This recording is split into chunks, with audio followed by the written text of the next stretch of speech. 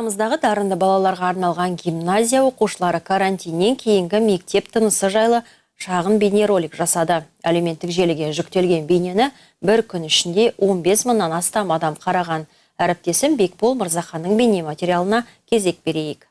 Көпшіліктің көз айымына айналған шағын роликте мектептің күрделі жөндеуден кейінгі келбеті көрсетілген. Естеріңізге сала кетейін, мекеме заманауи мектеп бағдарламасы аясында толығымен жаңартылған. Ал креативті идеялар дәл осы медиа зертханасынан шығады. Араларында болашағын журналистика саласымен байланыстырғысы келетін кішкентайларымыз да бар екен. Сәлеметсіздер ме? Елбіз телекомпаниясының эфирінде жаңалықтар. Сіздермен Уахид Айзере. Операторлық пен режиссерлықтың қыр-сыры, монтаждау және камера алдында өз-өзін еркін ұстау. Бұл орталық балаларына таңсық дүние емес, оқушыларға барлық жағдай жасалған. Медиа орталығымыз соңғы үлгідегі барлық құрал-жабдықтармен жабдықталған.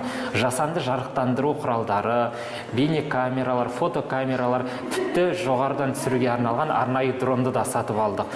Бұл балаларға зор мүмкіндік сыйлайды. Ең бастысы балаларға қазір мотивация сыйлау біздің мақсатымыз. Айта кетейін, бұл облыс көлеміндегі жалғыз медиа лаборатория. Бүгінде оқушылар тың жобалармен жұмыс жасауда.